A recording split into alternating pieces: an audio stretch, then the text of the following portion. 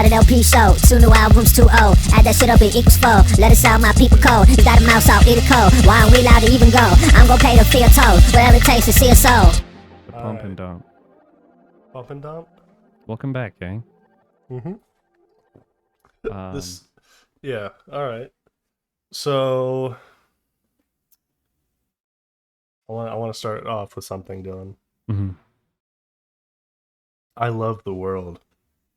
That's your end.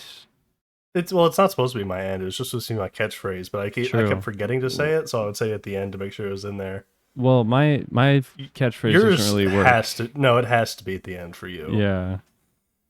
You couldn't say we're gonna have some homework later that will be assigned at the end. That just wouldn't work as well, you know. All right. Welcome back, everybody, to another episode of the Double-Sided LP show, featuring Michael Bright and his co-host Kof. His lowly co-host. Which is, I think I do have on every single platform. It says lowly co-host. A little emphasis to make sure they know you're lesser than. This is charity, little bro. I'm doing charity. As far as I'm concerned, this is a tax write-off. Oh, how much could you possibly write off for this? It's nothing. Pull up the analytics, bro. No, I was gonna say pull up the image of Low Tier God, where he said, "Can I write off my rent?" You know what I'm talking about? I know what you're talking about. Yeah, he's in his recent searches. He didn't even Google it. That was on YouTube, bro. That was on YouTube? I thought it was on Google. He YouTubed it? Yeah, it was in his YouTube search history. That's insane. Half my YouTube search history is, like, me trying to find a video, so I look it up in, like, 8 different ways until I can find it. And then also Fantano, so I can get angry. I do that every once in a while. I just look at Fantano to get angry. I also have Mr. Beast on there. What are you watching, Mr. Beast on the DL? I be stroking my shit. To Mr. Beast on the DL? I looked at the recording time, and I'm allowed to say that we're good. Well, you gotta like get past the censor line, yeah. Yeah. I have this will be our intro this time, Dylan. What would you go on the Mr. Beast? Like he puts you in a container for a year for like $100,000. You know what I mean? Like would you go to the weird fetishistic torture he does? I think I'd do it, but I would make it so uncontentable that the video doesn't come out, but he still has to pay me because it's in a contract that I signed. Dude, listen, man, he's got enough money. He might just kill you. So be it. Inshallah, bro. You know? he got you. You tried to play the game. It's out of my control at that point. All right. Well then, Dylan, hit us with our transition, our terrible transition into the meat of the episode. See, I remember this time, I think. Okay. What have you been listening to this week? Oh well, Dylan, I'm glad you asked because I've actually been listening to 4 albums this past week. So interesting, dude. So have I. Well, I've been listening to 4. I've listened to more than 4 albums, but 4 albums that I want to talk about. I don't want to talk about anything else other than nothing these 4 else albums. is worth like noteworthy. Yeah. No, I want to talk about these specific 4 albums that I mentioned I was going to listen to last week, but also you brought 2 of them. Yeah, well, I suggested them. I think that's the word you're looking for. Yeah, I guess. Yeah. First, we have Spellings, Portrait of My Heart. There are 3 L's. There are 3 L's. Then we have Magic, Alive, a little pause there because of the comma, by McKinley Dixon. We have Robert, Orange is the New Black. And we have Anna Frango Electrico, Little Electric Chicken Heart. All right. So starting with Spellings, Portrait of My Heart. I listened to this because of last year you listened to an album and I went and I listened to all the albums you'd listened to, and it was what's that album called? It's by like some band called like Corpus 2 or something. Show Me the Body. Yeah. So on Show Me the Body. Or wait, it was Show Me the Body. It's a band, and then it's Corpus 2. Okay, yeah, Corpus cool, 2 cool. is the album. Yes, the song Magnum, I believe, features spelling. Correct. And that was one of my favorite songs last year. I did not do my fucking homework. You didn't do your homework? I love Show Me the Body. I didn't even realize spelling is. Yes, well, that was the only. I didn't like that album very much, though. Well, I thought the album was okay, but Magnum specifically, I thought was an amazing song. I loved that song. I don't remember if it got it. Did it get a nomination last year, or did I just put in honorable mentions for best song? It's probably an HM. I think I'd remember if it was a Nami. A Nami. But I really liked it because of Spelling's performance, and I didn't know Spelling. I learned this after the fact. Spelling is one of like the rare Fantano 10s that's been given out ever for her previous release, not this release, the previous one. Yeah. Really? Spelling's. Let me get the Spelling in the Mystery School album. Maybe is it got a green cover? Yeah. Yeah, I believe that album got a 10 from Mr. Fantano. Let me do a little fact checking on that. You're wrong. It's The Turning Wheel from 2021. Is the one you gave it 10, so 2 releases ago. I apologize. I messed up. Wait, no, what? So I did mess up. I'm right. I'm smart. No, he gave it an 8 out of 10 though. Dude, I swear he's giving her a 10. I'm not tweaking. Right, I'm not tweaking. I'm not tweaking. I'll look. Okay. Whether or not I'm tweaking is up for debate, but I'm pretty sure that this is a highly regarded artist that I'm just unfamiliar with. And this is the only album I've listened to. But I think, based on like a little bit of, I tried to do a little bit of research for this episode. I've never done that before. I never like tried to look into anything, and it's not like I did any like deep searches by any means, because it is meant to be more of off the cuff, what we enjoyed, sort of vibe based. But I learned that like I don't think Spelling makes this kind of music usually. I believe she's considered more of a pop artist, but this album I wouldn't consider pop. It's more of a I mean, rock is the easiest thing to say, but it's like a very specific kind of rock, I think. It's very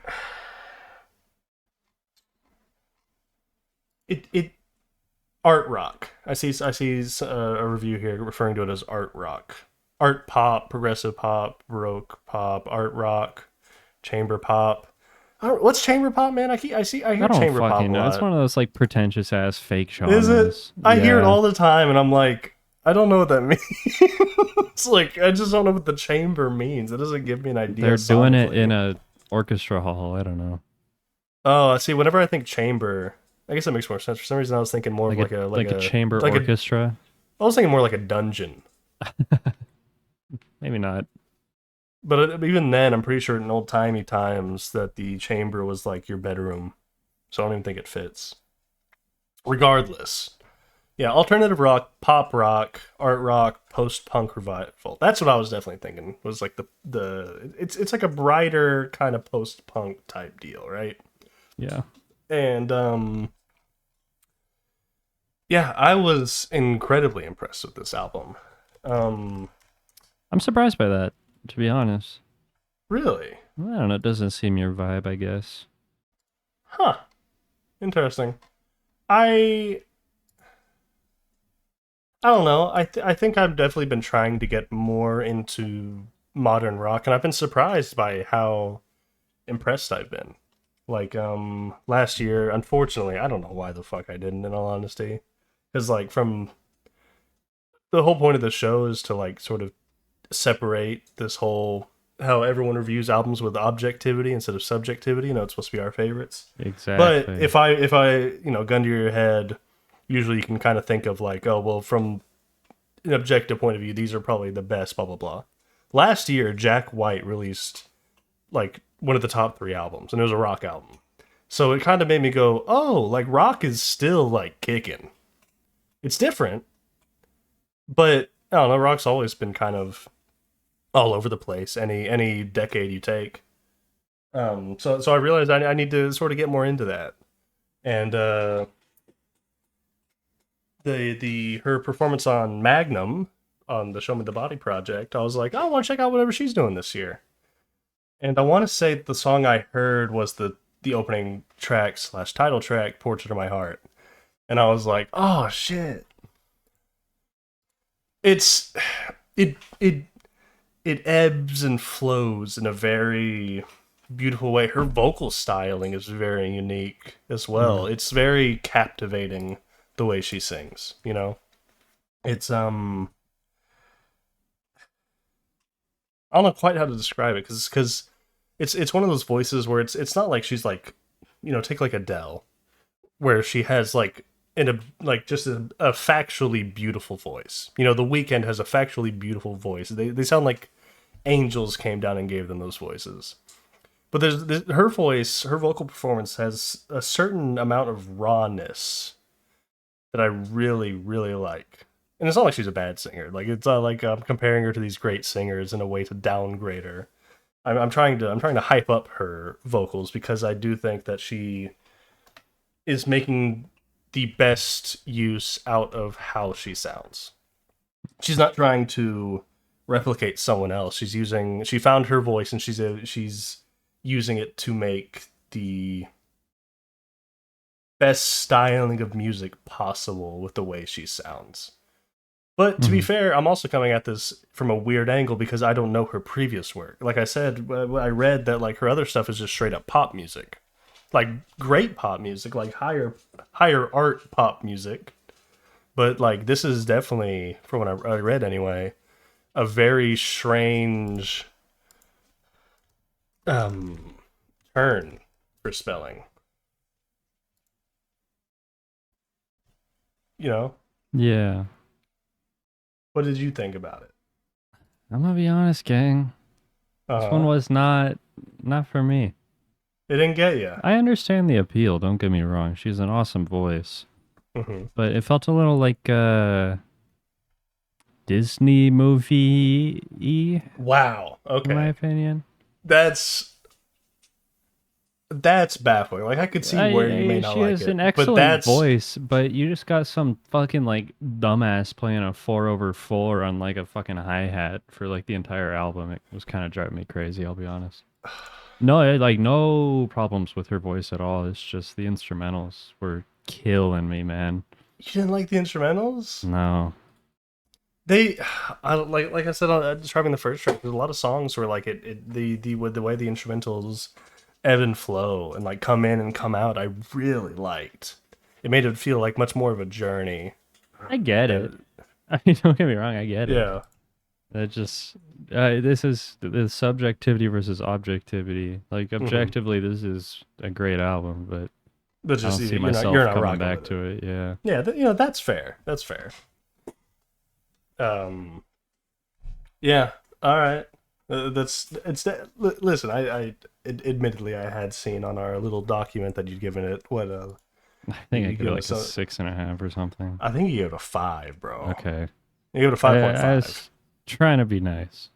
And listen, I'm just personally, no. Yeah, I don't see myself coming back to this. Yeah, I don't know. I mean, I guess I obviously I didn't necessarily expect you to be like, oh, this is my album of the year, but I didn't expect you to be quite so harsh on it. And obviously, I'm a fucking asshole, dude. I'm a dick. You are honestly, dude. How did Fantano do better than you this time, huh? He gave it an 8. How'd you let him beat you? That's a way better score. He did give the 2021 a 10, by the way. Yeah, no, I checked as well because you never answered my question. It was because you were talking, jackass. That's fair. Yeah, I don't know. To be fair, the first time I listened to it, I thought it was okay, but the more I've listened to it, it's grown on me a lot. That's fair. And like, I mean, I liked it, and then I liked it a lot more as time went on. I think I could, on a few more listens, come to enjoy some aspects of this, but maybe I'm in the wrong for not wanting to do that. I don't know. Yeah, not giving it that time. Yeah. That's right. Well, it's not, whatever.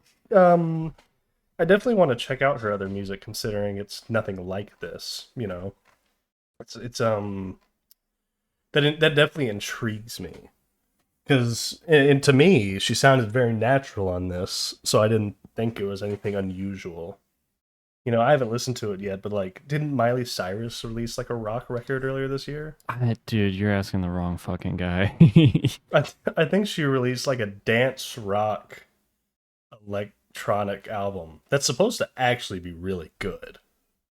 Like everyone's like, wait, how did Miley Cyrus release a good album? You know what I mean? Like it's kind of like a big deal from my understanding.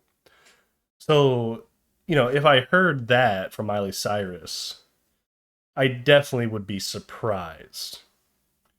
But spelling sounded so natural on this. I just thought this was her genre until like yesterday or the day before, whenever I was looking at reviews online, and everyone was like, way different than what she usually makes, but it's awesome. And I was like, what? She made pop music?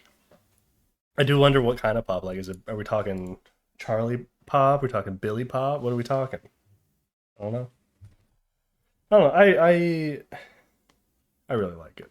It's a beautiful journey, like over a Red Sea. I really like the album cover. I think it gives you a pretty good feel, because I saw one review I really liked where it said that it transports you to like another world, but it's not like a bizarre, crazy world. It's a very human, natural world, but it is her world. She's taking you to her world. And I really like that review because it's not like, I don't know, there's nothing fantastical about this record.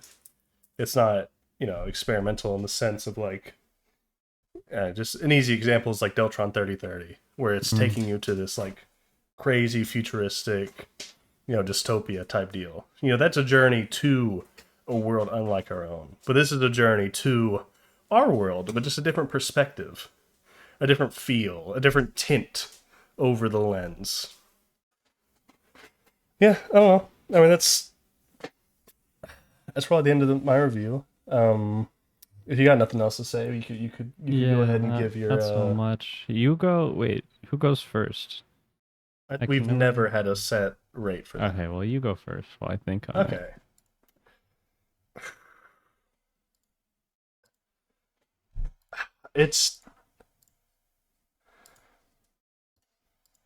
I like looking through the songs.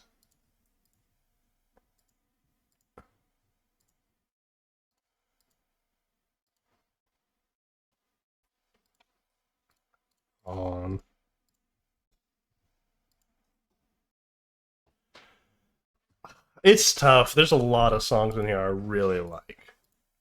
I mean, Mount Analog, Ammunition. Her vocal performance of Destiny Arrives is phenomenal.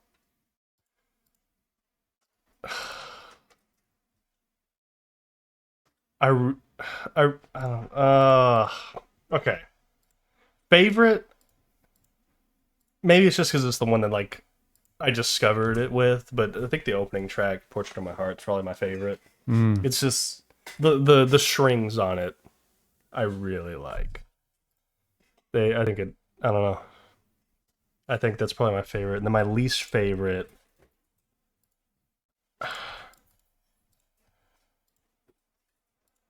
I was gonna give it to Satisfaction, but the guitar solo on Satisfaction I really like. Maybe Drain. Even then, I like that song. I don't know. It's another one of those ones where I don't dislike any of the songs, so it's hard to give that least favorite out. It's all sick, man. I'm like clicking through all the songs, trying to figure it out.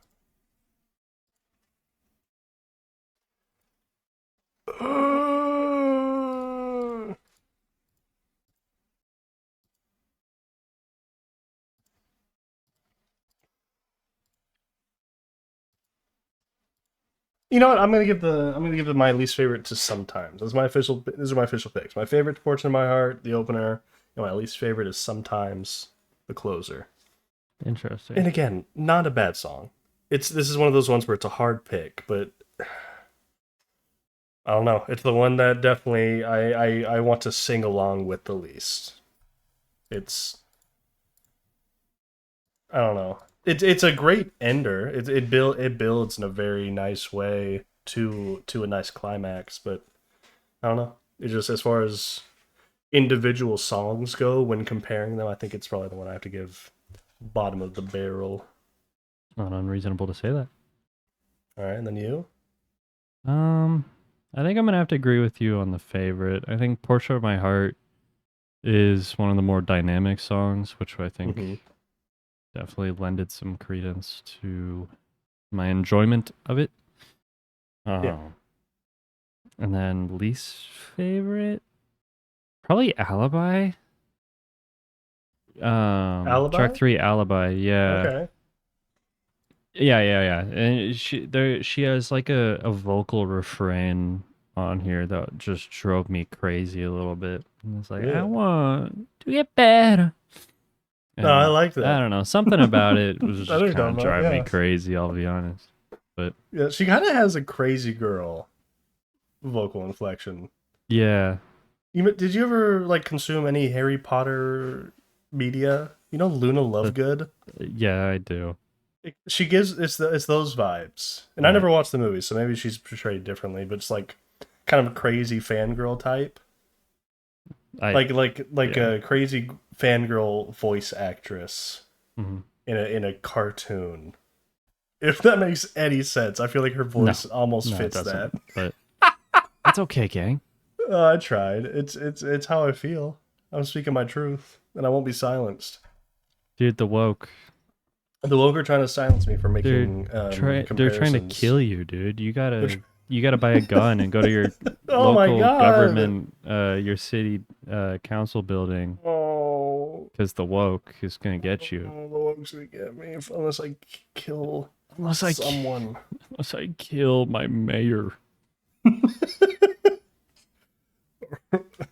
This is a Alright. joke.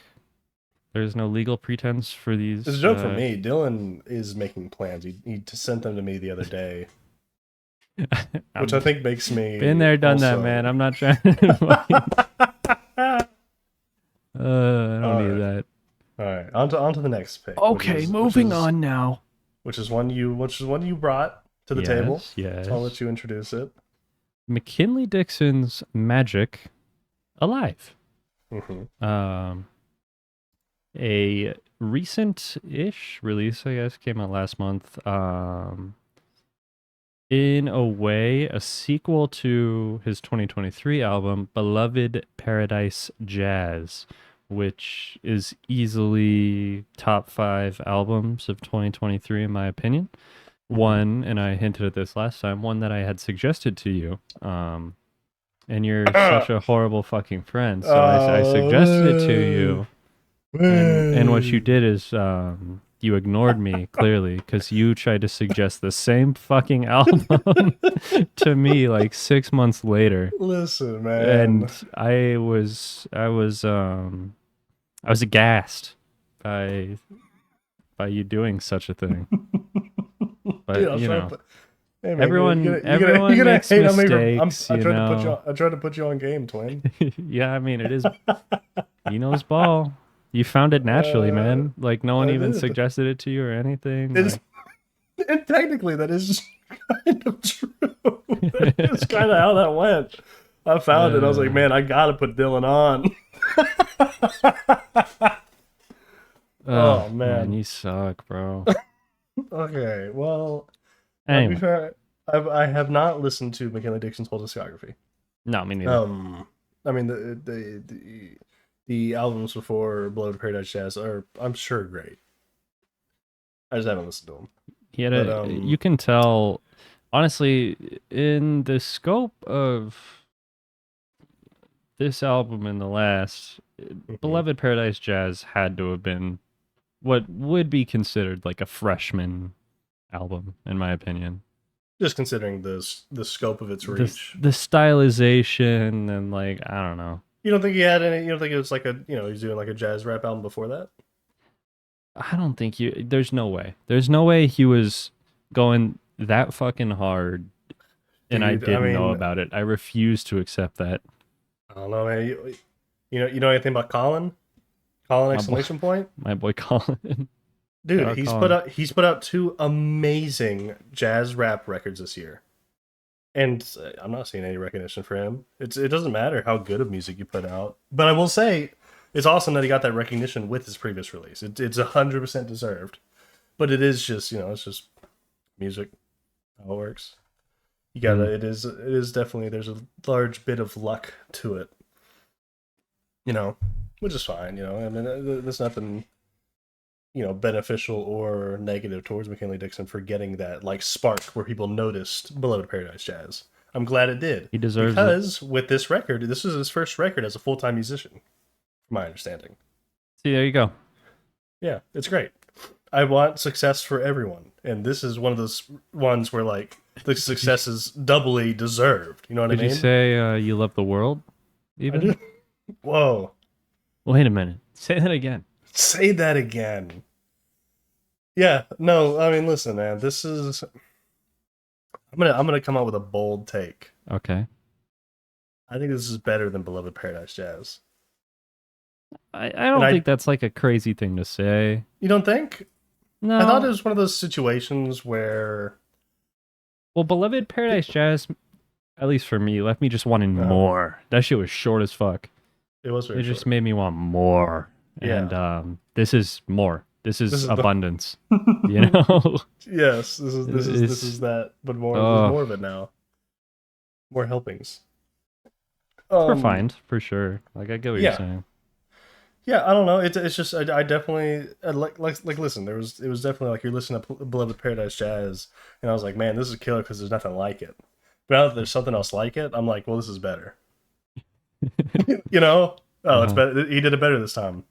And I think it's cool because I don't know. In my eyes, I thought maybe it'd be a crazier take because there's that thing where you sort of idolize something. It's like I don't know. There's that thing where like everyone has like a certain what's the word? They prefer like the thing that made them, enjoy an artist, and that's like their first thing they got into it. That's their 10 out of 10 for that artist. And I think people kind of get in a mindset where nothing can be better than that. Mm. Because if an artist changes or something, it's no longer the artist you fell in love with that specific album. I think that's why you see a lot of the time there's that like that freshman or debut sort of preference within fans where it's like, yeah, I like their first record, but everything else just not as good. They never hit that peak again. Whenever theoretically they made an artistically better album. Weezer comes to mind. Yeah. Their first album is obviously the album that everyone loves. Pinkerton's also up there. People love Pinkerton. But on average, the most like favorited Weezer album is their debut, which I get. It's phenomenal. But like from an artistic standpoint, there's some arguably better records in the discography. Right. But it's just, it's nostalgia is a powerful drug. It is. And whenever that's like your thing, if somebody changes or if it's not quite what you're wanting, I think people unjustly review things. So I was kind of worried this was going to happen here because people love Beloved Paradise Jazz. Mm. I love it. But no, listen, I do too. It's still like a 10 out of 10 beautiful record, but this is like 10 out of 10 for me. This is 10 and a half, or 11 out of 10. This is a like last week we were talking about the Billy Woods release, and that's going to be that's going to be a very important record. Yes. And this is one of those, I think. Maybe I do wonder if it's going to be one of those ones where like you Google best albums of 2025. I don't know if this is going to come up because does Beloved Paradise Jazz come up when you look at best albums of 2023? I don't know. Probably. You think? You think Probably, Google? dude. You think Google puts it on there? I mean, maybe not Google, but like rate your music. Yeah, no, that's what I mean. I'm talking about like specifically Google because the Billy Woods project I think will come up. But if I look up 2023 best albums and we do an extension, Maps by Billy Woods is on here. That's a great Yeah, album. you know what I don't see? Beloved Paradise Jazz. Yeah, but you It fucking did come out 2023, any of the music rating websites will put that like top 5, if not top 10. For sure. I'm Or top not 10, if not top I'm 10. not disagreeing with that. I'm just saying there's like a certain level of importance as well within like the world, you know. I mean, like when you look up the 2023 Lana Del Rey's "Did You Know There's a Tunnel Under Ocean Boulevard," that's on there one because I haven't listened to it, but I assume it's great. But it's also sort of more of a cultural landmark because so many people liked it. Beloved Paradise Jazz got love from critics and like music nerds, but like the average person wasn't jamming it, correct? I mean, it wasn't like you didn't go up to your buddy and be like, "Man, did you hear that Beloved Paradise Jazz, John?" They'd be like, "What the hell are you talking about?" I did. You did? You were hitting buddies with that? You? You didn't do that in 2023. No, I did at the beginning of 2024 though. That's fair. That's more fair. But if you did, they weren't like, "Oh, I heard that," you know. No. But like on average, if I went up to a group of 50 people and I was like, "Hey, did you hear the Paramore This Is Why?" You know, some of them would go, "Oh yeah, I heard that. It was great." But if I do Beloved Paradise Jazz, you're not getting as many hits.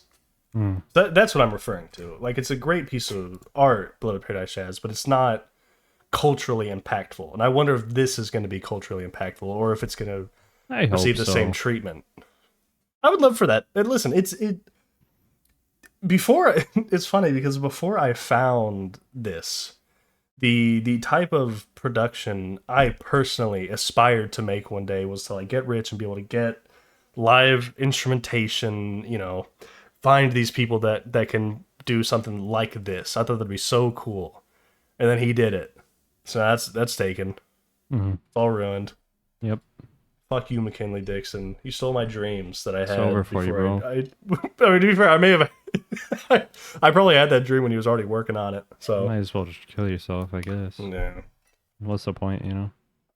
But I guess there's something kind of cool about being like, well, it does work. The idea works, man. It goes crazy. Anyway, on to Magic Alive. I will say, this album is about 3 friends trying to resurrect their buddy that died. I did not pick up on that. Me neither. I did not pick up. And listen, like once I actually I sat down and I read through the lyrics on Genius, I got it. And it's definitely not very in your face about the story.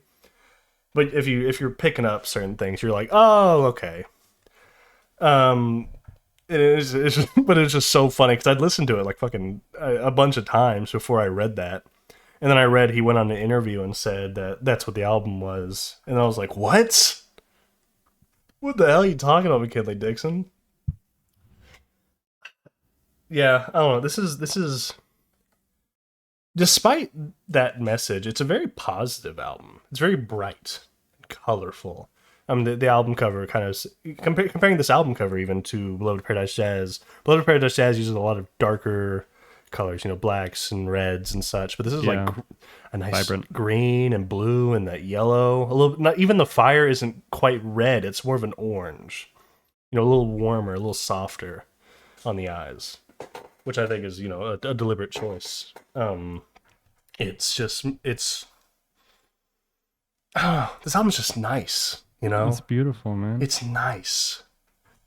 It's nice to listen to. I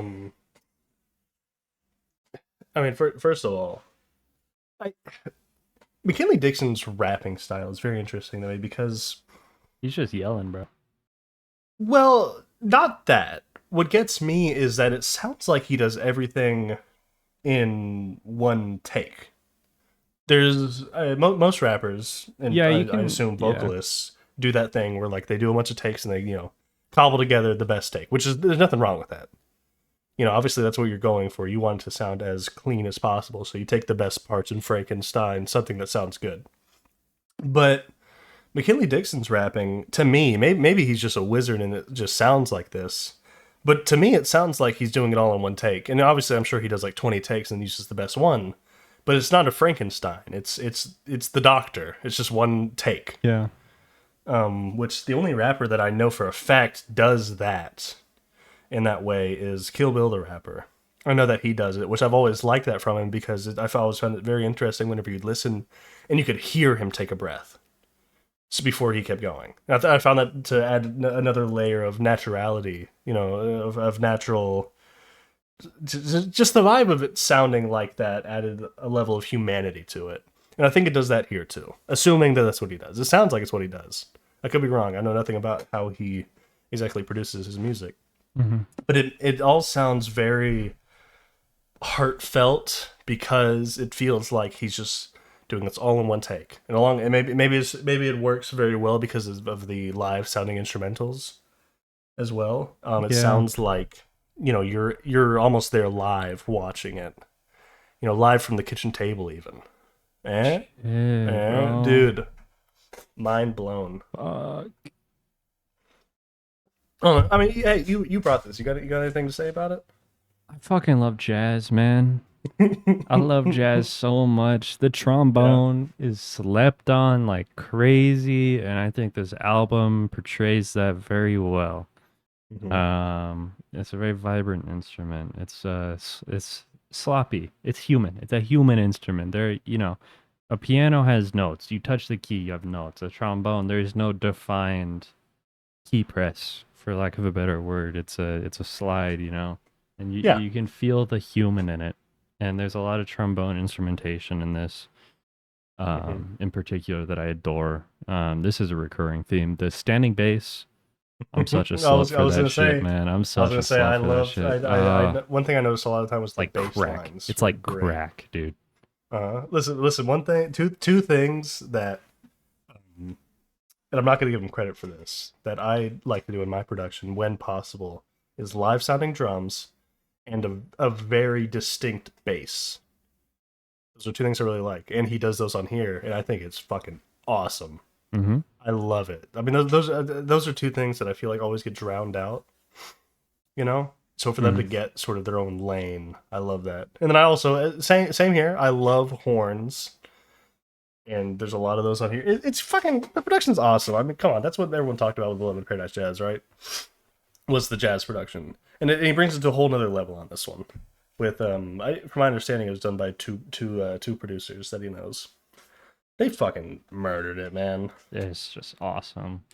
I will say, as far as production goes, since the day this single fucking released, the bass line that is sampled or interpolated one or the other on Sugar Water is killing me. I have genuinely shared it with like multiple music friends or nerds that I know whenever I get a chance. I talked to my girlfriend about it for like over an hour. She plays standing bass in a jazz ensemble, very experienced and learned instrumentalist, and we couldn't do it. We couldn't find it. Dude, but it's killing so me, man. fucking familiar. My only thing is I feel like it's got to be New York rap, 90s rap. That's the only thing I got. It's just that vibe, because they were very much more into the. Well, they jazz probably stuff sampled than, it like, too, West Coast. man. It's possible. Think about it.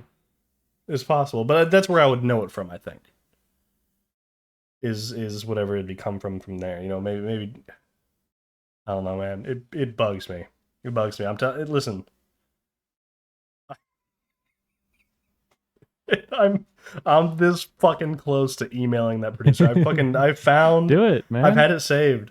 I've had one of the producers' emails saved in my phone. Dude, let's get him on. Let's get him on the show. Yeah. Let's get him on next week and be like, hey, so what's that bass line from? And then he All tells right, us, and we're like, all right, thank you. That's it. Yeah. I think that'd be good. That'd go kind of hard. All right, thanks. Bye. Thanks. I thought you guys wanted it. We won't even let him finish his sentence. Kick Cut him off. out of the Discord. All right, now for our 4 albums this week. Yeah. And I've talked about how McKinley Dixon's performance is. I also want to highlight that his writing is awesome. It's a very poetic writing style, which I adore.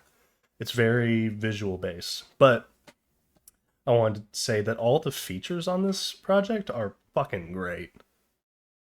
It's just beautiful. I mean, in my eyes, Teller Banks in particular murders every song he's on. Gaius Guevara. We both like Gaius Guevara. He kills his track.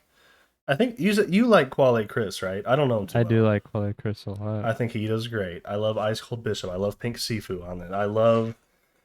What does Alfred do? I do love the world. What does Alfred do on that one track, Crooked Stick? I don't know, man. He's on there. I'm sure he does fucking phenomenal. And then the final track, Could Have Been Different, featuring Blue, is so tracks 1 through 10 all feel very connected, right? And they're all telling this one specific sort of story, even though I didn't understand what the story was for a long time. They all felt very connected with a tissue that maybe I didn't completely understand, but there was that connection there. But track 11 is very interesting because it's disconnected from everything else, and it's sort of a retrospection, which I don't think the rest of it is. The rest of it may have nostalgia to it and be talking about his past or something, but Could Have Been Different is very unique, and there's a very deliberate choice in having the Blue feature on it, because from my understanding on the track, Blue was one of McKinley Dixon's heroes growing up. And it's sort of like, it's almost like a look onto what he may become as Blue. Which I want to say, Blue released a rap album this year called 40.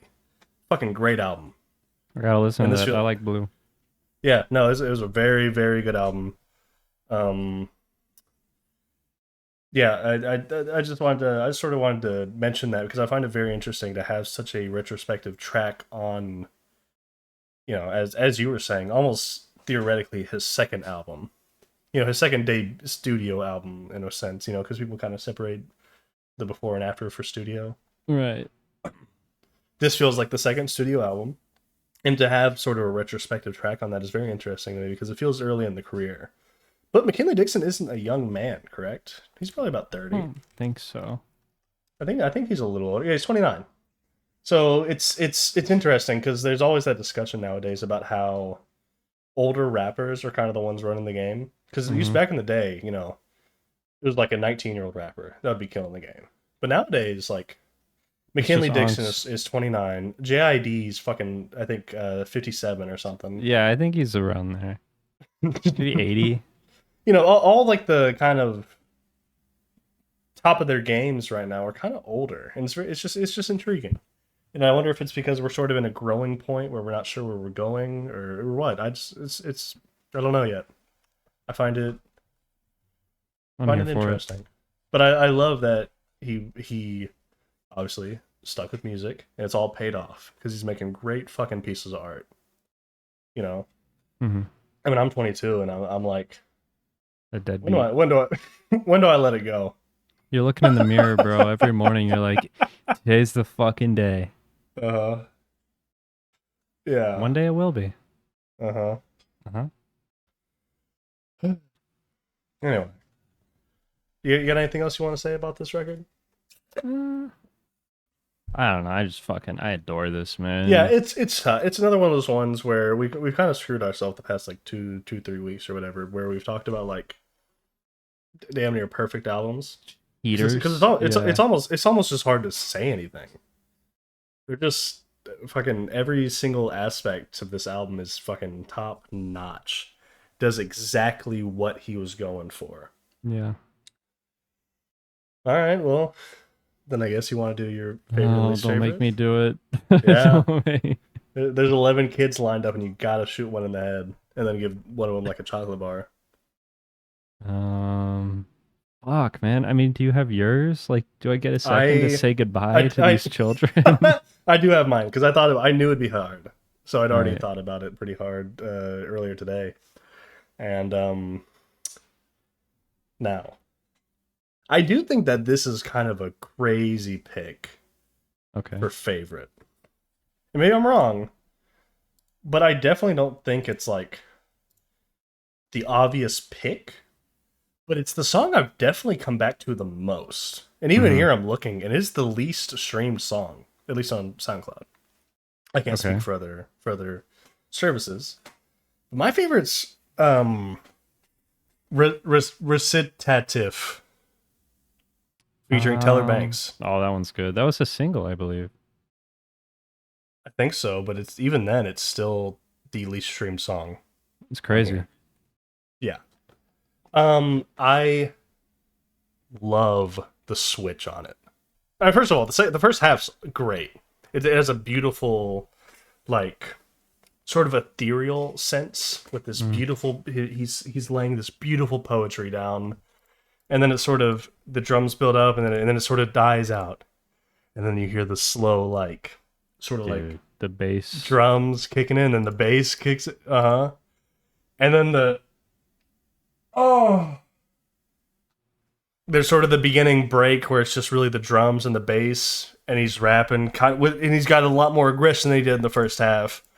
And then the instrumentals explode, and then like the fucking distorted guitar comes in, and Teller Banks goes off on that. He's on a lot. Lasts a minute. No, he's not He's on a on- lot of these tracks. He's on 2. What am I talking about? I thought His he was on presence 3. is he only on felt 2? throughout. Yeah. I thought I could have swore he was on 3. Is he not on Run? Run No. 3? The fuck? I'm tweaking. Huh. I really thought he was on that one. Anyway. Yeah, no, Recititaf is definitely my favorite. It has 3 different energies on it. The sort of the beauty, the anger, and the chaos with Teller Banks' verse. Right. Which is probably my favorite moment. And to be fair, it's my favorite moment because it has that yin yang sense of it, where it sounds completely different from the rest of the album. It's a noise filled. The drums are going fucking crazy. You know, it's a lot different sounding than the rest of the record. Mm-hmm. So that's why I have such awe in that moment. But yeah, I think it'll go to that. And then my least favorite, I think this may also be a crazy pick because I'm looking here and it is the second most streamed song. Mm-hmm. Is Magic Alive. Wow. Title track. I don't know. It just... Listen, I feel like if you asked 1,000 people, this I may be wrong, but I feel like if you asked 1,000 people, the answer would be "We're Outside Rejoice." Maybe I'm wrong. Maybe people love that song. And the numbers I'm seeing here as far as streams go beg to differ, considering I liked the least streamed song. But I feel like that's the one that could arguably be repetitive. But Magic Alive, I don't know. Maybe it's because it's not the final track. You know what I mean? Because he has that extra track with Blue and Shamir, where it's like, you know, it's separate from the rest, but that is technically the final track. Even though Magical Life is the end of the journey in my eyes. So maybe that's why, because it was supposed to be the finale, but the air has been deflated out of the tire to put into the actual finale. Mm-hmm. But I don't know. It just doesn't hold the impact it would have, I don't think. Now listen, the production's beautiful. It's a beautiful song. It's one of those ones where there's really no right answer. Mm-hmm. Every song on here is great. But I do think least favorite's got to go to Magic Alive. Title track. Crazy. Mm-hmm. And then you've had some time to think. I've been trying to add a good bit of context to why. So I don't know. I'm of 3 minds here. Mm-hmm. One being jazz. I love jazz. I love jazz instrumentation and rap. I love vibrant live instrumentation. It's fucking awesome. Mm-hmm. My second mind, I really love the bass riff on All the Loved Ones. It's like an earworm. I love it. It's digging in me, bro. Mm-hmm. And then my third mind is the next song, FFOL. Mm-hmm. Nah, it's going to FFOL. Track 8. Yeah. Featuring Teller Banks. Once again, another great Teller Banks verse. Yeah. I just But that production is explosive. That's a good. That's another one that's up there for me. It may be my second favorite. I'm not sure, but it's up the there. way it comes in with the percussion and the horns are just screaming. You got like the record fuzz. I love the record fuzz. And McKinley Dixon was not pulling punches on this one. He's a very dynamic rapper, in my opinion. And I think this is one of his better performances on the album. And of course, Tyler Banks is just flawless throughout, honestly. Yeah. He needs, does he got an album out this year? He does, I think. You know, he does? Yeah, he Let me does. check. What? I Gotta check that out, man. Because You're- this guy's you're crazy, bro. But no, I adore this. The guitar on the tail end of it, just going crazy. I don't know. Everything about it. This is some shit you listen to when you're in your car going really fast. Yeah. Yeah, it's really cool. Yeah. It's a good record, Least man. favorite.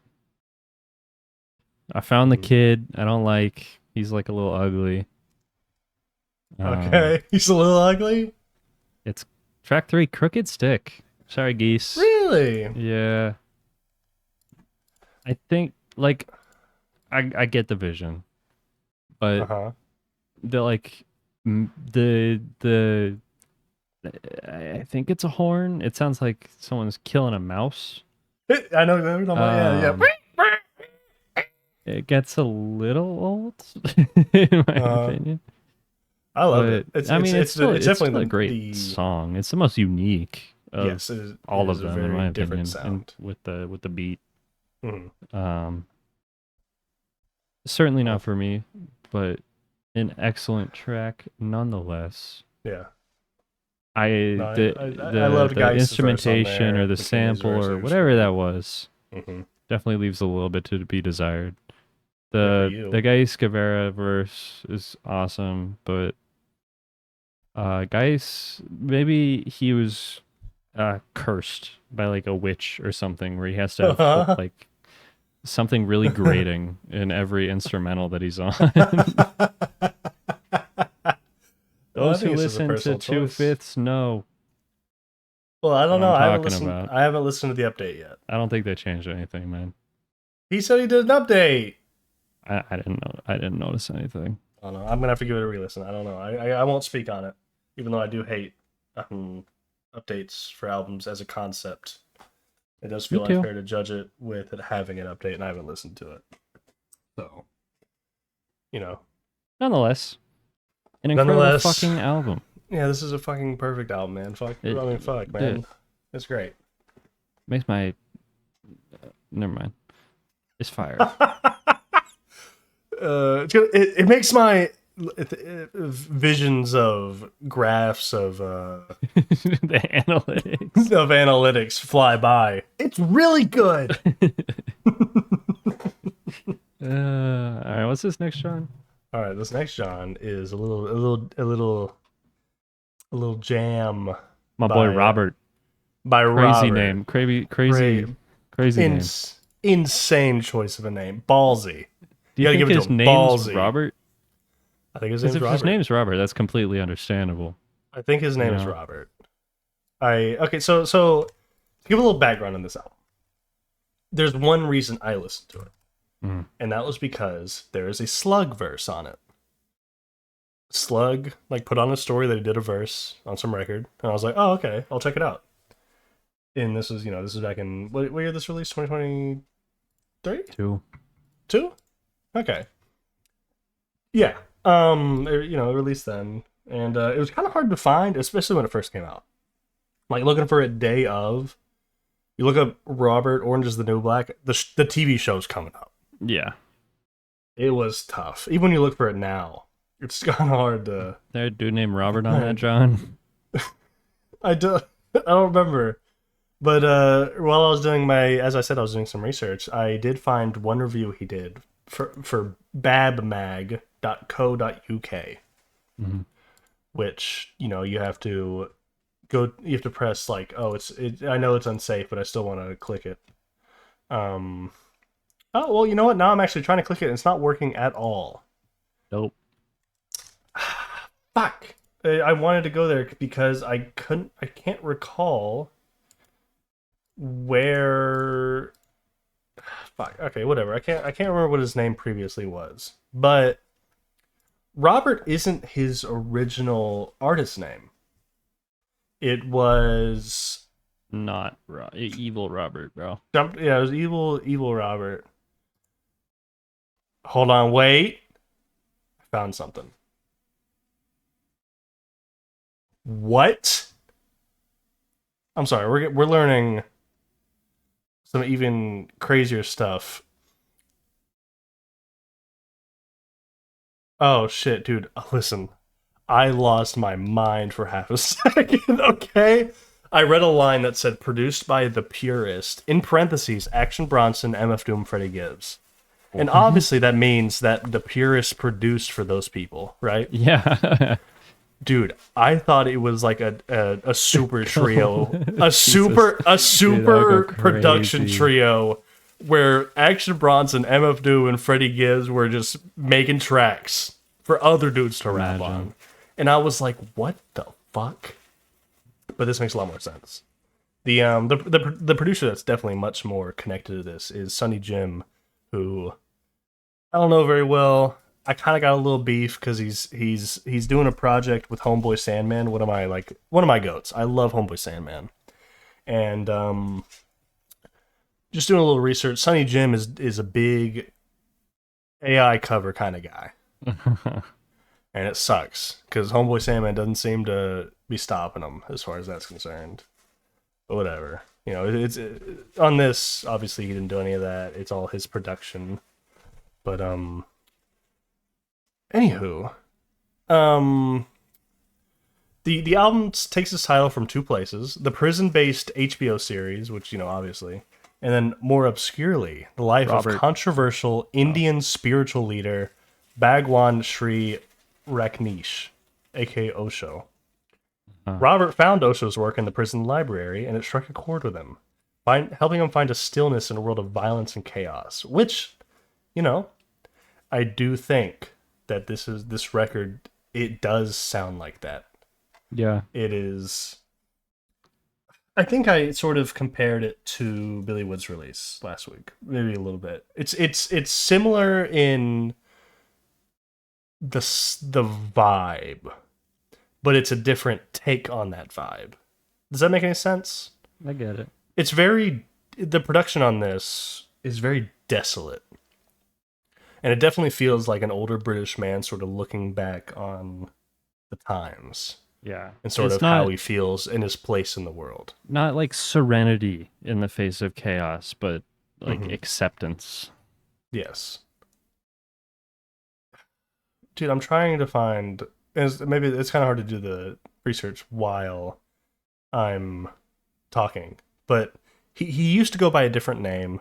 He'd retired to some extent, and he came back under a new name of Robert, which I listen, man. I maybe would have at least put like the last name on there too, Nah. just to I don't know help you. Nah, fuck it, Help bro. me find you a little bit. But yeah.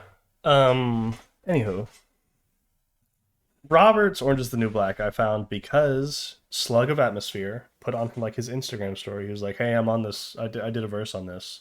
And I was like, "Oh, okay." And then I look and I see that Cool Keith is on here too. I like Cool Keith. I was like, "Oh, okay, cool." So I listened to it and I was like, "Holy shit, this is something gray. This is a very gray Yeah. album, and I love it. I love it. I love this record. It was one of my favorites of, what'd you say, 2022? 2022. Yeah, which is, one week I complained about this, where I have a heavy dislike for sort of the way that slow sounding rap has gotten, because it doesn't sound like people care.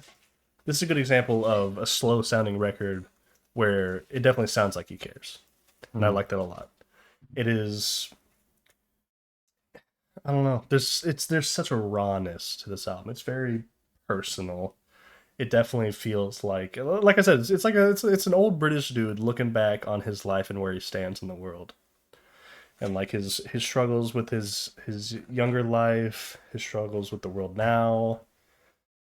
It sounds like a poor guy who eats track three who eats porridge every day. Mm-hmm.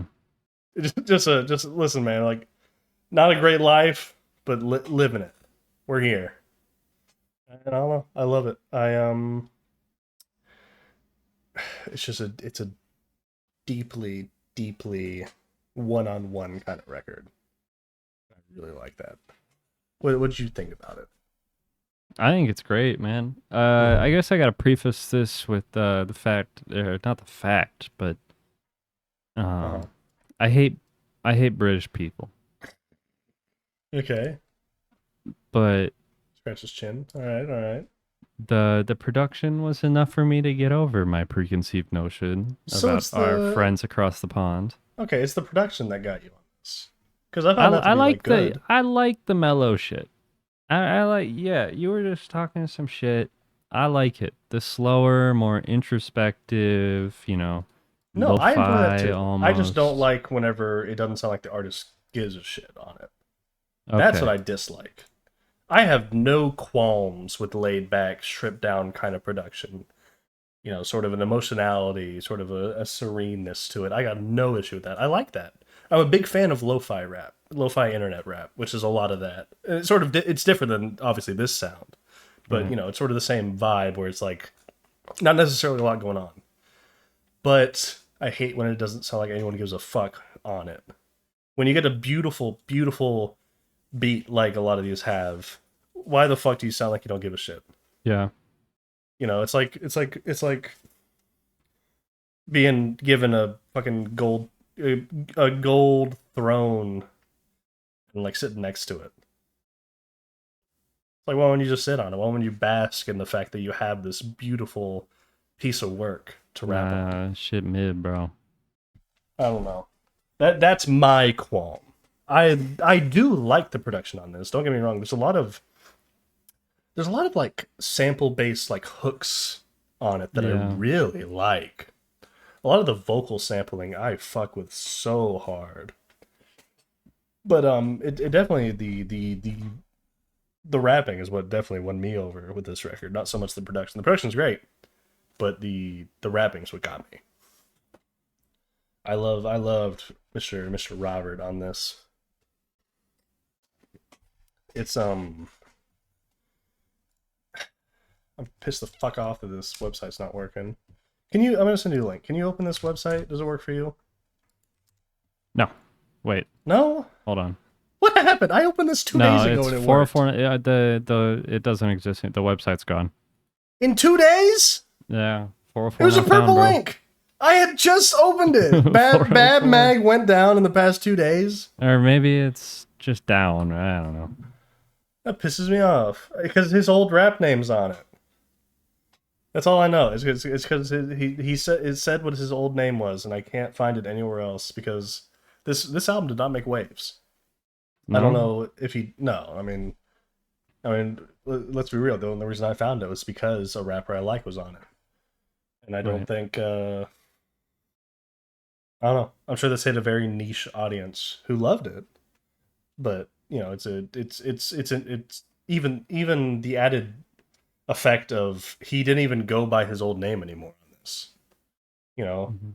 if McKinley Dixon released under a new name and didn't tell no one, how do we're probably not gonna find it, right? Right.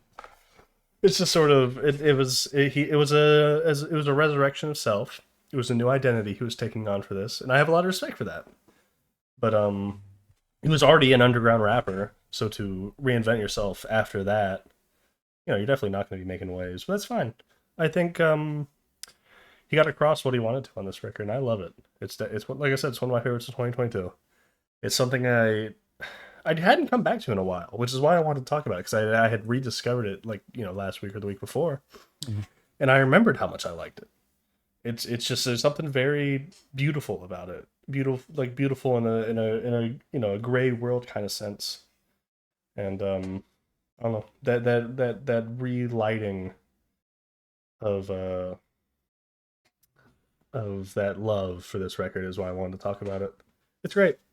And it's funny because I mean we're about to be there obviously, but like the song that made me discover it with Slug, that's not my favorite song. Right. It's a great song. I don't think there's a bad track on here, but I don't know. It was one where like the hook isn't necessarily what lured me in. It got me here, but the rest of the record is what like I love it for. And I think there's something nice about that. Do you got a favorite and least favorite, or do you have anything else you want to say about this one? I'll be honest, I was surprised because like I don't know, you suggested it and I put it on for the first time and like Mm-hmm. Kelly to Seizure, track 1. Yes. I mean immediately I was like, okay, the production's interesting and then I hear a British motherfucker. And I was like, come the fuck on, bro. And I'm not even joking, man. I have some sort of like preconceived notion about Dude, I don't know if those you heard this. freaks. Drake just said nobody's beaten Britain in the rap I did game. see that, and I But think we nobody heard. should. I guess I can't say what I want to say about him. Yeah. No, listen. I think there's like obviously there's a lot of good British rappers, right? I have no qualms with that. But Most to of make them, that though? claim is insane. It's like saying Ian deserves to be on the freshman list, bro. Yeah. Britain It's can just- have him. Send him over. Oh. Dude. Yeah. No, hey, buddy. Actually, you know what? Fuck you. What's MF Doom, huh? He's a New Yorker. No. He was Brr. nationalized. Google All right, MF I Doom don't and what's know. it gonna Hey, say? well, let's not go there, man. Let's not go What's there. it gonna say? Let's not go. It's I'm gonna just say he's a saying. New York rapper. It says British American rapper. It's not real, bro. Sorry, It's not sorry, buddy. fucking real. No, listen. I one thing I think it's cool. I like sometimes being like, oh shit, this rapper isn't from America. What the fuck? There's a rapper I like from Finland. There's a couple rappers I like from Australia. You know, I found a Mexican rapper earlier this year that's fucking awesome. It's just interesting because I don't know. I know a lot more British rappers, but there's very few and far between that get me Hmm. on a hook like this. I yeah. So listen, unlike you, I had no qualms about this being a British record. Fuck them British people, bro. But As after you got past him being British, then Yeah, it's a great John. Mhm. Favorite and least favorite though. That's gonna be tough. I think my Mhm. favorite's definitely Little Green Bags, track 6. Mhm. Good I one. got a good bass riff, live percussion, Mhm. a synthetic keyboard plucking the Mhm. keys a little bit. The delivery is the same as every other song. I don't know, but I like it. But Yeah. I mean, no comment on that. Certainly my favorite. The least favorite might just have to be the one right after that, Trek 7, No Cooperation. No cooperation. Okay. I like the sample. Mhm. I love the feature on that one. I think it's the sample. The guitar that sounds like a guy talking over the radio. Yeah, it's very filtered. Uh, Yeah. I think I just don't like Jason Williamson. No, That's the problem. The feature's great. Hey, listen, it See, is that's much what more I British. Don't like It is much more, exactly. it is much more British. It's a much more British That's my feature. point. Eh. Hey, mate, we got. Hey, I got beans on my toast on this track. You know, it's definitely much more. Let's go get Funny. some fucking mushy peas. It's a much funnier British accent. Some on that one. fucking bangers and mash. Well, no, it kind of. This is like a bizarre pick or comparison, maybe, but it kind of reminded me of fucking Damon Albarn. A little bit. why? I don't know. He's sort of like a. an electric British voice, and I think Jason Williamson had a similar tone like that, where it's a British voice, but it's like it's almost cartoonish. I think that's why I fucked with it. I think there's like a little elevated sense in that. I love it. I think it's like maybe I only like it because it's kind of funny, but I do Right. quite like Jason Williamson on that song. One more thing, I guess, before I Mhm. send this off to you. Why is track 9 Becky, the last song on the album, on this Mhm. album? It What do you sounds mean? nothing like the rest of the That's the album. weird pick, because no cooperation as to what sounds like. It doesn't sound like the rest of the album to me. It's much more groovy. I guess it's like a closing track, and maybe there's Yeah. some meaning behind it, but everything else is so like lo-fi, sample drums, like super sample heavy, and then you just got like a lady singing with a acoustic Fuck guitar. you, dude. That's a sample, bitch. Is it? Yeah. It sounds very natural, but it is a sample. I read That's it one crazy. time that it's a sample from some song. I don't know. Dude, egg on my face. Yeah. And I could be completely wrong, but I'm 99% sure it's a you're- sample. Egg on your face. There's egg on someone's face. We don't know who. It's like a Schrodinger's cat or whatever. Schrodinger's egg. We don't know we don't know who's got the egg until we Google. I'm not Googling it, bro. I'm not. I'm not Googling. I don't want egg on my face. I don't want to kill the egg. Agree to disagree. No. All right. So my favorite track, and I will say Kelly had a Caesar is close because I really like. I don't know. It's a very clean sound. I really like Cool Kate's verse, but the pick I gotta go with is Poor Rich. The production is so good on that track, and I think I just gotta accept the fact that I love a build up, man. Yeah. He The looked- build up Never mind. to from the drums building up around like 2 minutes and 10 seconds, Mhm. and then the drums come in for the rest of the track. It's just, I don't know. Open my eyes and see with hope, and then it builds up with some more of the production near the end. I don't know. It's just the way that song builds. I love it. That's definitely my favorite track. My least favorite.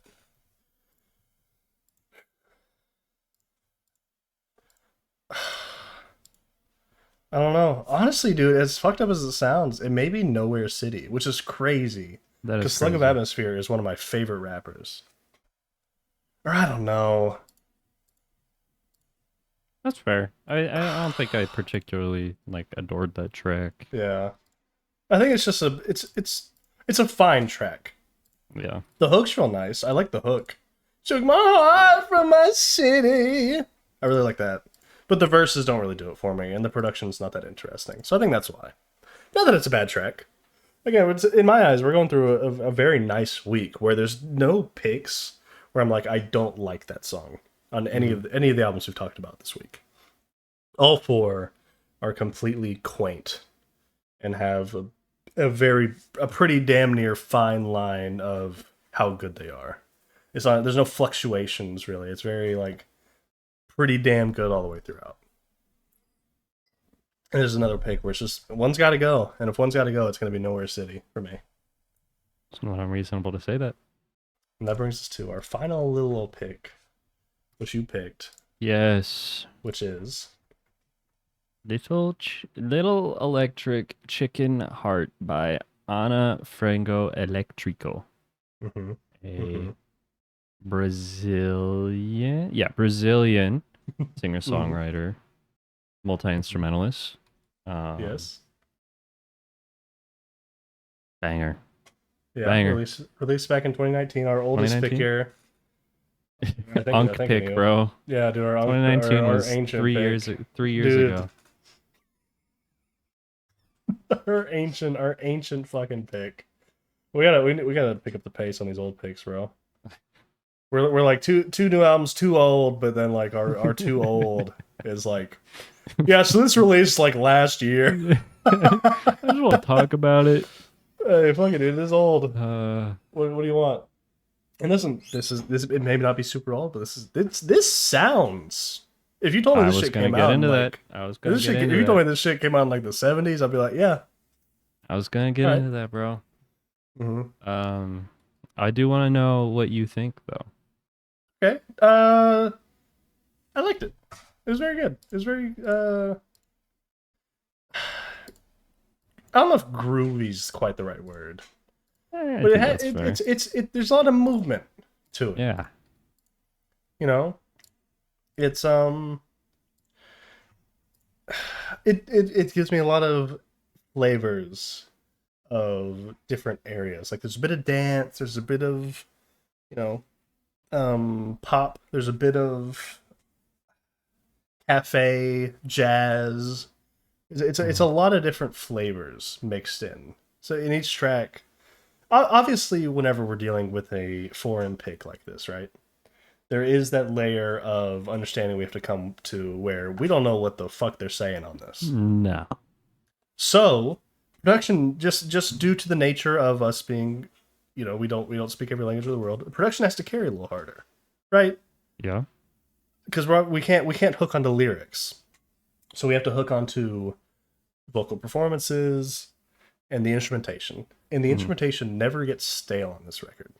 No. They're all very unique from each other, but it doesn't sound like a sample platter. They say it's a cohesive project for sure. No It samples. doesn't sound like a bunch. Come It doesn't sound like a bunch of no, a sampler platter in the sense that like on. Oh, never mind. I know what you're saying. yeah, no, like some labels will do that, right? Well, like technically, Jack Boys, which came out recently, that's supposed to be like a sampler platter, Jack and where Boys. it's like yeah, where it's like, hey, check out our label or like our group.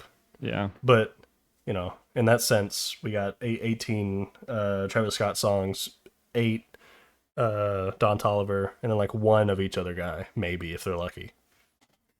And you know, this isn't a sampler platter by any means, where it's like it's showing off all the different sounds they can get. It's a cohesive project, but just they have a natural ability to explore all these sounds. Hmm. It's hard to pin down, which I think is nice. It's not very obviously one thing or another. It's a nice mixture of all these beautiful types of music.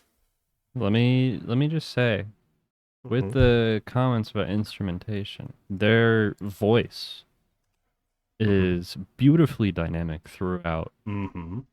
and I don't know, it's ear candy, bro. Someone who has that kind of range is just Mhm. like all over the place is awesome, dude. Dude, I'm mad as fuck right now. I just opened up the genres and guess what chamber pops in here? What the fuck does that mean? What is is that gonna were be we an recording? ongoing thing, man? Were we recording when I complained about that? I think it was before don't we started know. recording, where we were talking about some other record and it said chamber pop, and it's like, what the fuck is chamber pop? Who knows? There's no description. We'll never know. description. Whatever. Yeah. Sorry. This is a chamber pop record, by the way. Right. And it's also MPB. What the fuck is MPB? It's a Brazilian. It's that is a Portuguese abbreviation. It's like Okay. Musica something Brasilia. Okay. Okay, that makes sense. Jazz pop, psychedelic pop, samba jazz, jazz rock. Sure. Yeah. Those all are adequate, but there's like fucking 20 other things you could put on here, I feel. Yeah. Like I forget what song it is, but there's one that kind of gives me disco vibes. You know what I mean? Like dance. What track are you? I want to say it's like the third. Let me look. Oh yeah, it's definitely track 3. I know it. Yeah, like near the end of it. Yeah. It's the drums. It's the drums that get me there. Yeah, it's I don't know, but that's what I like about it. It's so dynamic. Like you were mentioning with the vocals, they needed to be, because this album is just, it explores so many genres. It's like you know the term genre film for like movies, where it's No. like it's not oh okay, well it's Oh, like wait, yes. What am I talking yeah, about? it's not it's exploring of the genre by like infusing other genres into it. And obviously this doesn't quite equate 1-to-1, but it is exploring a lot within, I guess, the overarching genre of jazz, you know, or some, I don't know, whatever genre you want to necessarily put on top. It's that, but there's so many branches coming off that tree that it explores. It swings from. I like it. I don't like getting mogged on the cover though. You are getting mogged, bro. It's crazy. I can't look them in the eyes. It's just I expect the little Rizzler's chubby fingers to come up and be pressing the jawline, you know? Uh-huh. I'm getting destroyed. There's just no it's so funny. You're done. You're cooked, bro. Yeah. They're looking at me from every single there's a bunch of because I listen on SoundCloud, there's a bunch of little versions of them right next to every track too. Oh, it's so funny. So fucking funny. It's so fucking funny. I'm gonna listen to this album. Anyway, instrumentation. Let me just say, I love the trombone. Mm-hmm. There's a lot of that on this this album, Mm-hmm. and it goes hard, bro. Oh, Uh-huh. I mean, I mentioned it with the McKinley Dixon. It's very dynamic. It's a very human instrument, Yeah. and for that, I will adore it forever, Mm-hmm. forever and ever.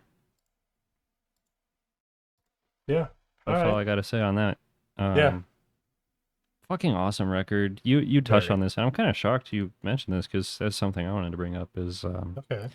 you could like walk up to someone on the street and say, when did this come out? Yeah. And half of them would guess, decades ago. Yeah. Not And 2019. That's not a detriment by No. any stretch of the imagination, obviously. But when you wear your influences on your sleeve like this, you gotta bring something new to the table. And this does feel like a modern interpretation. Help me out. Interpretation of like a bossa dance track. Like they bumping this shit in Brazil and elsewhere probably, but And other places maybe, but I'm not certain. And possibly other locations. Mm-hmm. they bumping this shit in Brazil in like the 70s, bro. You go to like not a nightclub, but you're like out and about. People are playing this on the radio and shit. Was Brazil safe to be in back then? Or would I be like kind of scared? I don't know what's going on back then. I don't know. Are you racist? No, but I don't know. Down there, I just figured there's got to be some sort of I think if you're evil just if thing you got going on. if you're charitable to people, people will be charitable to you. That's my approach to life. No evil cartels running about. No, you give Being them propped up by the CIA. a smile and a handshake, Okay. and I think you're chilling probably. All right, that's nice. I I speak mean, from a place of ignorance. I don't know much about Brazil in the 1970s. I think they were doing pretty good. I can't remember. Let's not get too political here, but I'm mistaken. I think it was 1970s. I think it was Brazil that elected a socialist, and the CIA did in fact prop up a fascist dictator.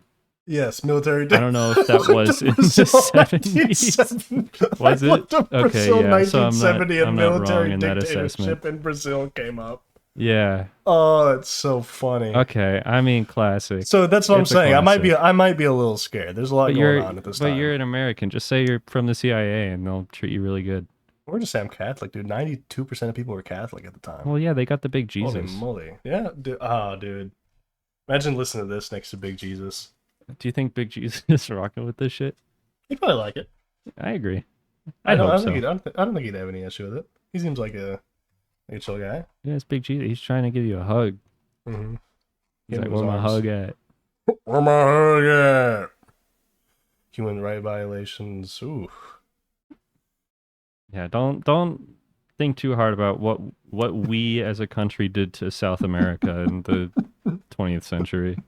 Not even as a country, like a couple of fruit companies did to Yeah. Central America. Like Dole. Dude, we gotta get these bananas no matter the cost. I will commit genocide for 50 cents off of a banana, bro.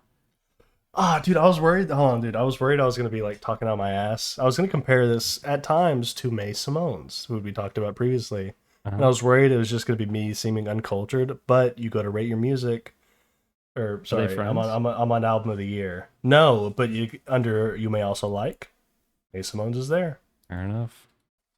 so I'm not completely foolish. They do have similar notes at times, in good ways. All the best parts. Wow.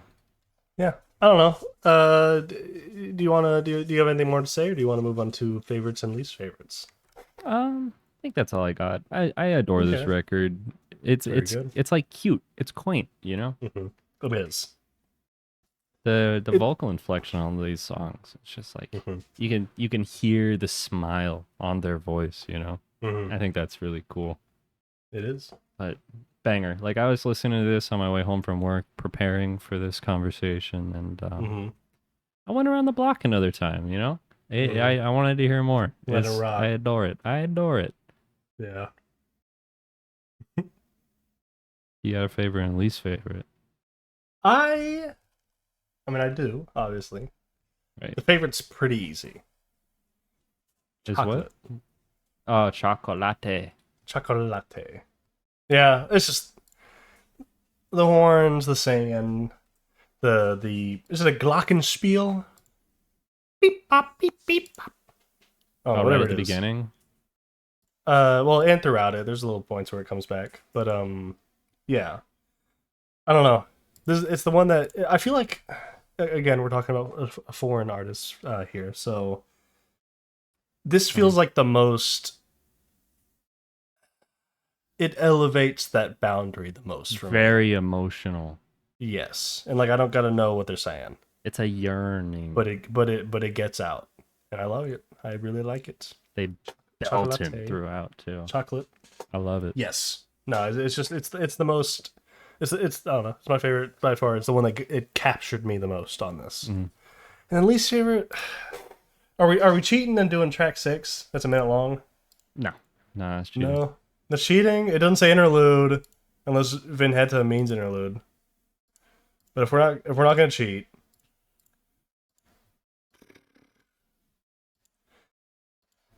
um, tough, tough if I'm not allowed to cheat. It Cheating means makes it easier. vignette.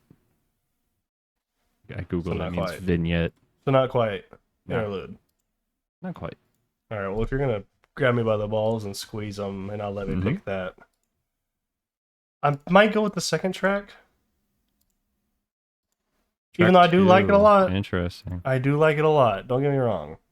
Again, it's one of those ones. Like I said earlier, every track this month I think is really good. Every record is damn near a straight line as far as the consistency and the quality of each track on them go. So for me, again, it's another tough choice, but I guess I'd have to go with track 2. I just, other than their singing, I feel like the rest of it doesn't capture me as much. Mm-hmm. That's fair. So I think that's all it comes down to. I loved it. This one's got a trombone, don't it? Yeah, I do. Bum, bum, bum, bum, bum, bum. I love this song. Mm-hmm. It's a great song. It's the one I got to go with if I got to go with something.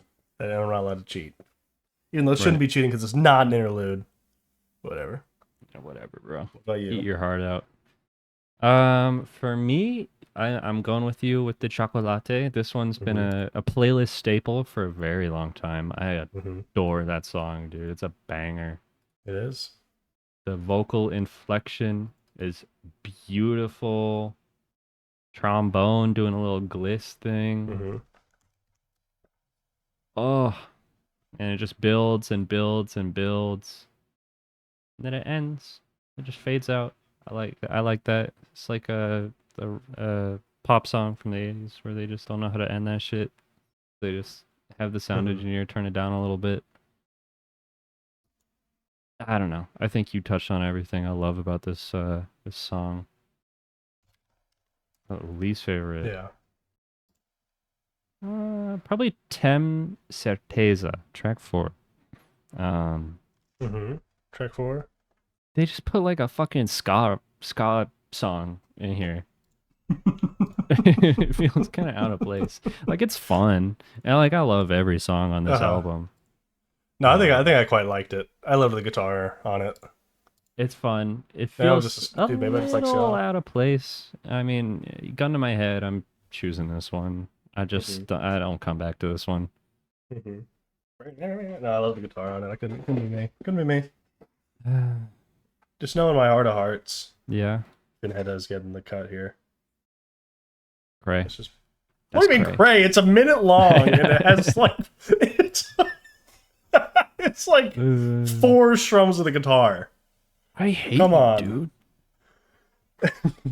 I do not think that should be a bonkers take.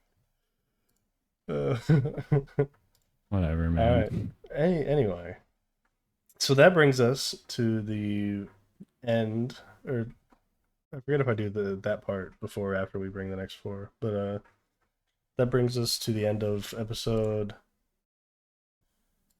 Five. five. It brings us to the end of episode 5 Mm-hmm. of the Double Sided LP show. 2 new albums, too old. Speaking of 2 new albums and too old, Mm-hmm. we Fire. have to Fire bring. transition. Speaking of 2 new albums and too old, we do need to bring new picks for next week. Mhm. And for those picks, we need 2 new albums and too old. Right. And I think I got what I'm going with. I definitely have my old, Please go. but obviously we got to start with the new. And I think for my new, this is the one I've sort of buckled about with a little harder. But you know what? I think I'm gonna keep us going with another rock record. I'm honestly, dude, picking this one for you. Maybe I'm wrong, but I think you'll fuck with this one. Mhm. It's a little foreign pick. I believe I always forget. Is it Norwegian? I think it's a Norwegian pick. Let me do a check. Yes, it's a Norwegian post-hardcore / noise rock album. It is Soft Spot by Hunting Barna. Mm-hmm. It's explosive. It's a great record. I'm picking this one for you, Twin, because I think you'll fuck with it. Wow, gang. Thank you. I think you'll fuck with it quite heavily. Wow, thanks, gang. And then for your new pick, It was only a matter of time before one of us brought this, I think. I think for my new one, Okay. I'm bringing in Forever How Long by Black Country New Road. okay, Um yeah. It's kind of difficult to say this is even by Black Country New Road, considering half They have the a new people. lineup every time. Yeah, Yeah. but all that to say, this album fucks, man. Mhm. It's does. my girl boss, my girly pop girl boss pick. It's a good one at that. It's alt girl year, not Uh-huh. summer. Alt girl year. Okay. Um, Yet you shit on spelling. That's all yeah, rock. I did. My old one. I'm trying to think how pretentious I Well, want to be. hold on, motherfucker. I gotta do my old right. pick. I thought you did bitch. them both. I'm sorry. That's not how it works. It's not one new album, one old, one new album, one old. It's 2 new albums, 2 old. Okay, bro. So for my old pick, this is gonna sound fucked up and maybe that I'm lying. But I had already had this in place, like as my choice, hand on the Bible, Mm-hmm.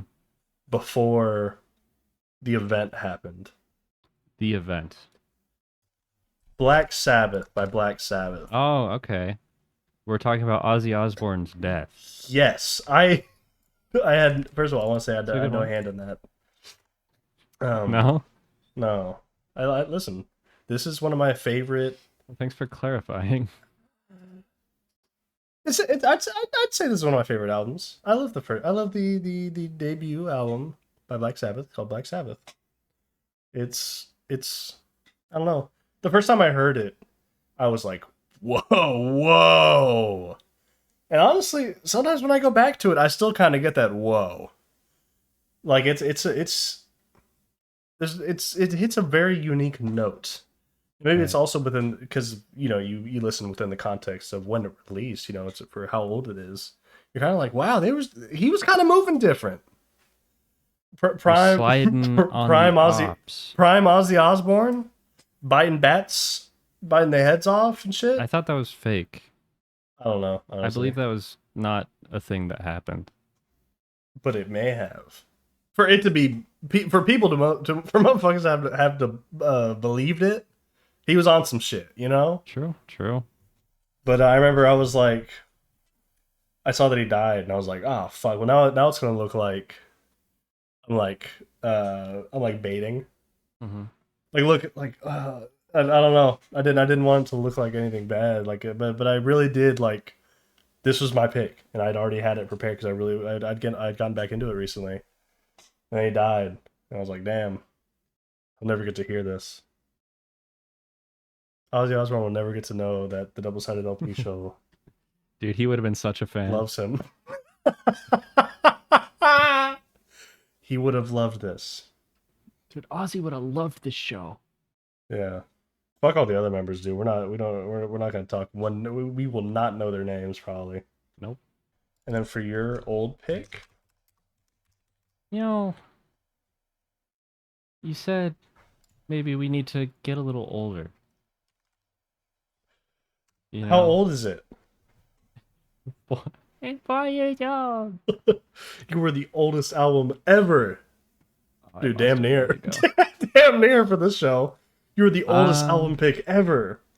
And you almost definitely heard this. I bring to the Okay. table The Far Side's Lab Cabin, California. Alright, I Unk definitely ain't heard this one. Um, No disrespect to Farside, I like them. I haven't really listened to their albums much. This is on fire.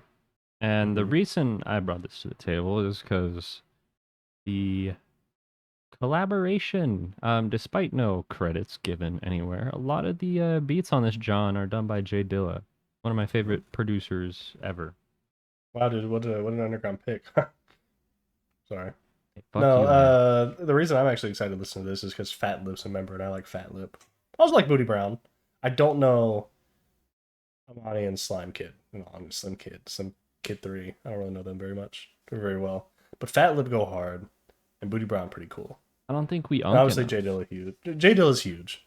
I don't know, dude. I mean, I know Fat Lip. Fat Lip's kind of a goated old pick, I think.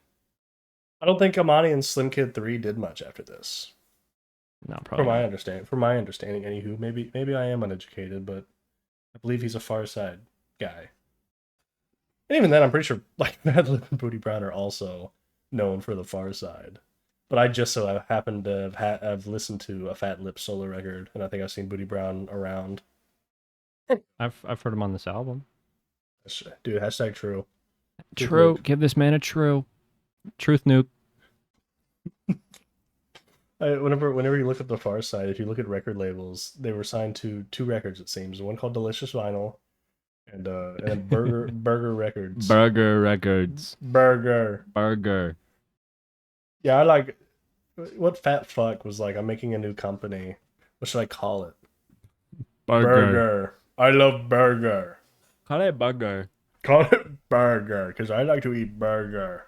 Me like burger. Mm-hmm. Yeah, so you did pick this because you just discovered Farside, right? From that 1999 Write the Future collaboration they did. Yeah. So I love 1999 Write the Future. That's you And told I me saw there was multiple this times that's your favorite group. This feature, this underground like rap Mhm. rap group called The Yeah. Far Side. So I checked out their stuff and it was pretty alright. You know? It's pretty cool of 1999 I mean, Write the it's- Future to give Yeah. sort of a shout out to It's no nobodies. 1999 Write the Future, but it's, Oh, of it's course. okay. Of course. God, I hate that group so much. I don't even. I don't hate them because I still don't know what the fuck it is. I don't I know think what that's 1999 what the they're Future going is. for, and it makes me angry. Yeah, it definitely feels engineered in a bad way. I actually did really like the Far Side record they did. I thought it was pretty. I mean, it's like 3 songs or something, but Yeah. they were cute. They were a cute couple tracks. I had completely forgotten about it. I Mhm. blocked it out of my mind, I guess. It's not very memorable. It's short, and it's like it's nothing. It's a nothing burger. Truth nuke. Truth nuke. All right. Well, with Well. that, we have our 4 picks for next week. And Looks like okay, we got yeah. some homework to do, buddy. Sure do, man. We sure do have some homework to do. And with that, this is the end. It's over now. Say your line. I already said it. I'm not saying it again. Say it again. No. Do the roar. I love the world. That's my rule. Wow.